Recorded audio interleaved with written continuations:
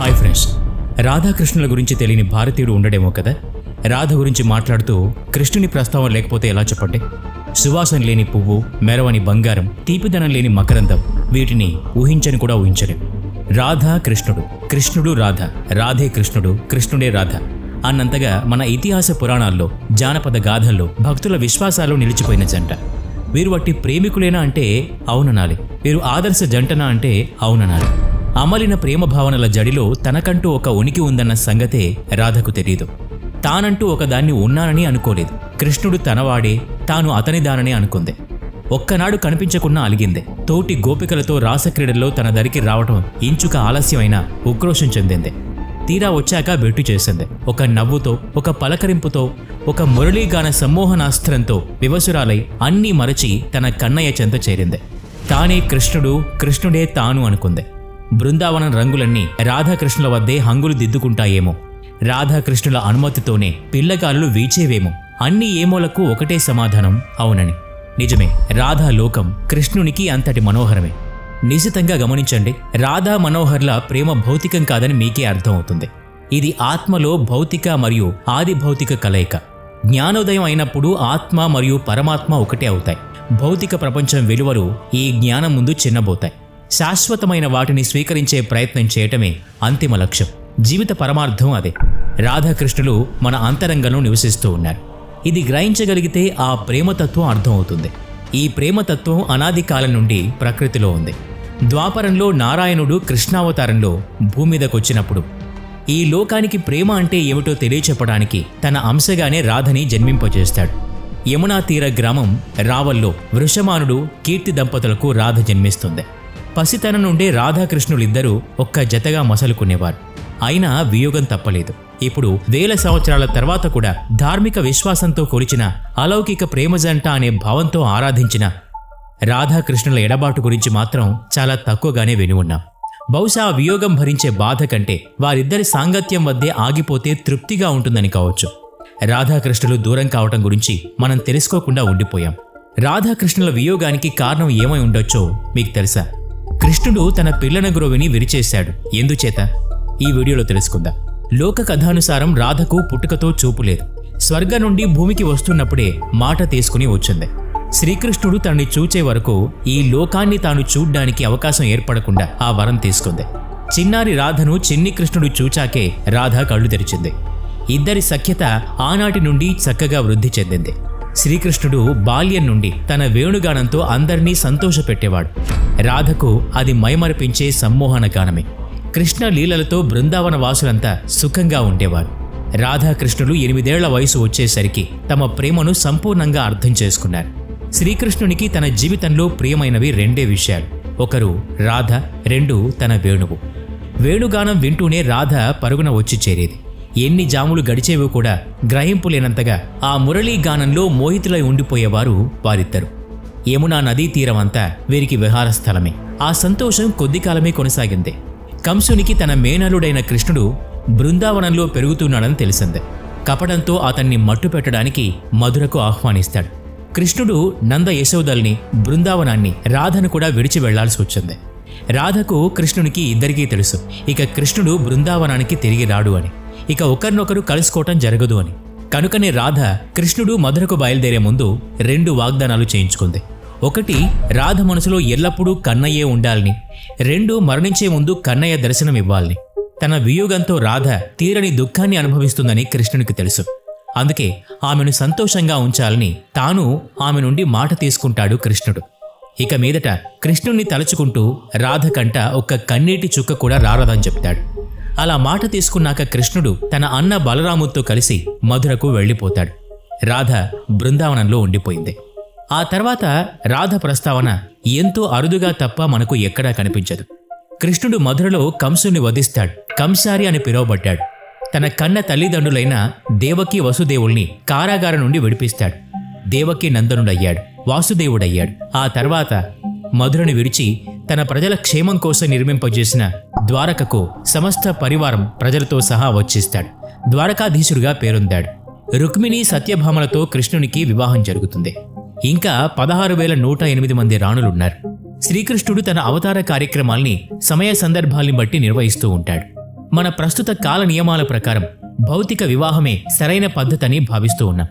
అదే స్త్రీ పురుషుల ప్రేమకు పునాది అని నిర్ణయించుకున్నాం. సమాజంలో ఒక కట్టుబాటు ఉండటానికి ఏర్పాటు చేసుకున్న నియమ నిబంధనలవి. అయితే రాధాకృష్ణుల ప్రేమ దేనికి చిహ్నమో ఎలా అర్థం చేసుకుంటాం? వారు వివాహం చేసుకోనే లేదు. కేవలం మానసిక ప్రేమ ఇద్దరినీ దగ్గర చేసింది. ఆ ప్రేమ బంధమే ఇద్దరినీ ఒకటిగా కలిపి ఉంచింది. వీరిద్దరి ప్రేమగాథలు ఎన్నో రకాలుగా ప్రాచుర్యంలో ఉన్నాయి. వాటిలో ఒక కథ శ్రీకృష్ణుడు నిద్రిస్తున్న సమయంలో ఒక్కోసారి రాధా రాధా అని పలవరిస్తూ ఉండేవాడని చెప్తోంది. కృష్ణుని భార్యలకు ఇది నచ్చేది కాదు. ఒకనాడు రుక్మిణి కృష్ణుడిని అడుగుతుంది, తామంతా కూడా కృష్ణ ప్రేమికులమే కదా, రాధకు మాత్రం ఆ విశిష్టత ఎందుకు అని, నిద్రలో కూడా కలవరించేంత ఏముంది అని. కృష్ణుడు చెప్తాడు, ఒకసారి రాధను కలిసి రమ్మని, అప్పుడు స్వయంగా తెలుస్తుంది అని. వెళ్లేటప్పుడు రాధ కోసం ఏమన్నా తీసుకువెళ్ళమని కూడా చెప్తాడు. అప్పుడు రుక్మిణి వేడివేడిగా ఉన్న పాలను తీసుకుని రాధని చూడటానికి వెళ్తుంది. రాధ నివాస మందిరం వద్ద గొప్ప తేజస్సుతో ఒక స్త్రీ నిలబడి ఉండడం చూసి ఆమె రాధ అనుకుని పలకరిస్తుంది రుక్మిణి.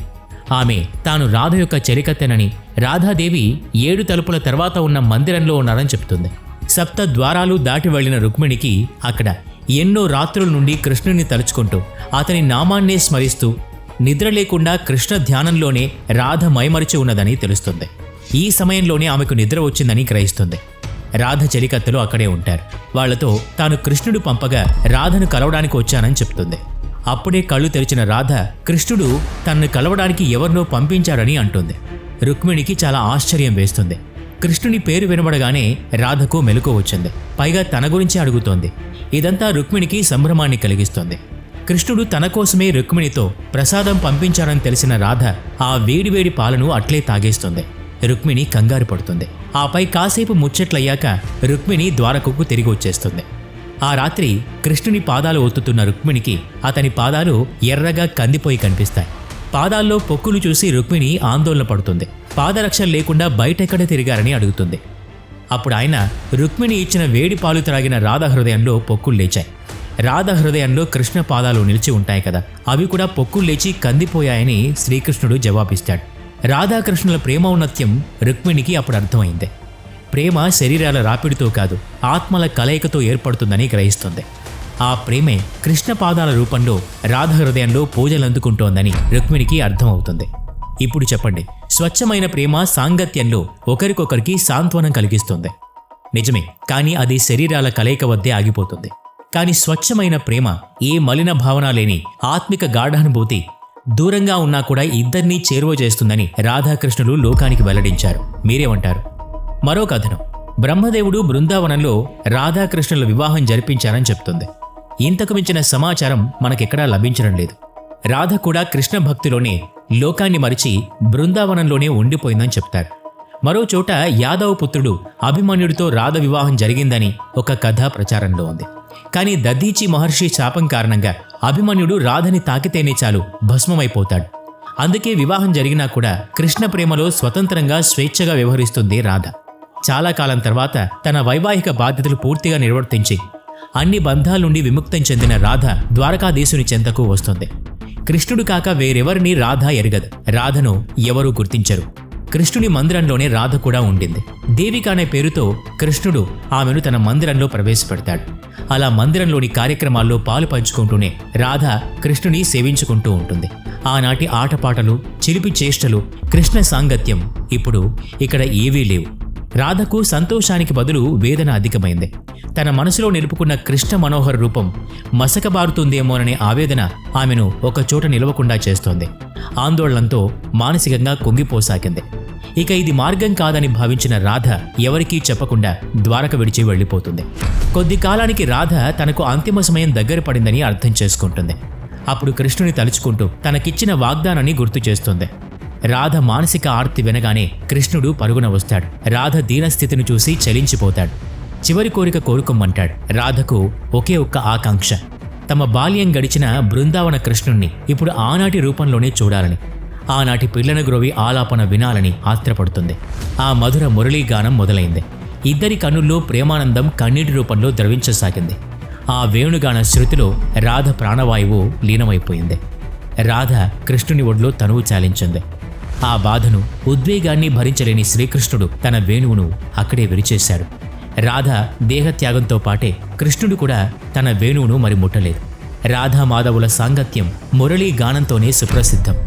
రాధ మరణంతో కృష్ణుడు మురళిని వాయించనూ లేదు, ఏ ఇతర వాద్యాన్ని ఉపయోగించనూ లేదు. రాధాకృష్ణుడు ఒకే ప్రాణం ఉన్న రెండు శరీరాలు. రాధతోనే కృష్ణుడు, వారి ఆత్మలు మాత్రం ఒకటే. మధుర భక్తి నిదర్శనం రాధ ప్రేమతత్వం. ఈ వీడియో నచ్చినట్లయితే లైక్ చేయండి, షేర్ చేయండి. ఇలాంటి మరిన్ని వీడియోస్ కోసం ఈ ఛానల్కి సబ్స్క్రైబ్ చేసుకొని బెల్ ఐకాన్ మీద క్లిక్ చేయండి. నెక్స్ట్ వీడియోలో మళ్ళీ కలుద్దాం. Thanks for watching.